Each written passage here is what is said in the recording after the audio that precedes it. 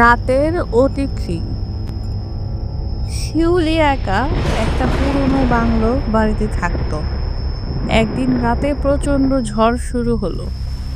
হঠাৎ দরজায় টোকার শব্দ। শিউলি দরজা খুলে দেখলো এক বৃদ্ধ মহিলা দাঁড়িয়ে আছেন, গায়ে ভেজা কাপড়, মুখটা তার ফ্যাকাশে। মহিলা বললেন, মা, আমি খুব বিপদে পড়েছি, আমাকে একটু আশ্রয় দিবে? শিউলি দয়া করে মহিলাকে ঘরের ভেতরে আনলো।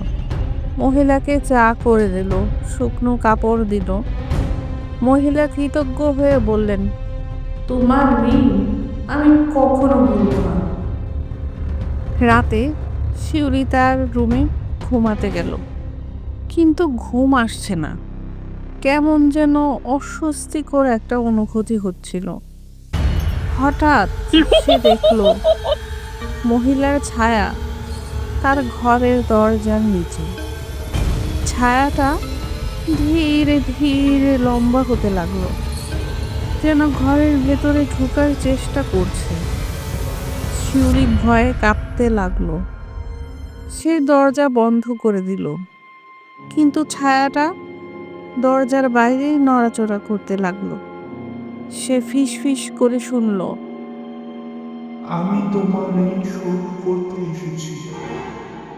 আমি তোমার ঋণ শোধ করতে পরের এসেছি। দিন সকালে শিউলি দেখলো মহিলা আর নেই, কিন্তু টেবিলে একটা পুরনো বাক্স রাখা আছে। বাক্সটা খুলতেই শিউলি দেখলো ভিতরে অনেক পুরনো গয়না আর একটা চিরকুট। চিরকুটে লেখা, আমি অভিশপ্ত আত্মা, আমার শান্তি নেই। এই গয়নাগুলো তোমার জন্য, কিন্তু সাবধান, এগুলো যার কাছে থাকবে তার জীবনও অভিশপ্ত হবে। শিউলি ভয়ে গয়নাগুলো ফেলে দিল আর সেই বাড়ি ছেড়ে চলে গেল। গয়নাগুলো ফেলে সে কি ঠিক কাজ করেছে? বন্ধুরা, এমন মজার মজার সব গল্প পেতে আমার সাথেই থাকবে। আমার চ্যানেলটা সাবস্ক্রাইব করে বেল বাটন প্রেস করে দিবে।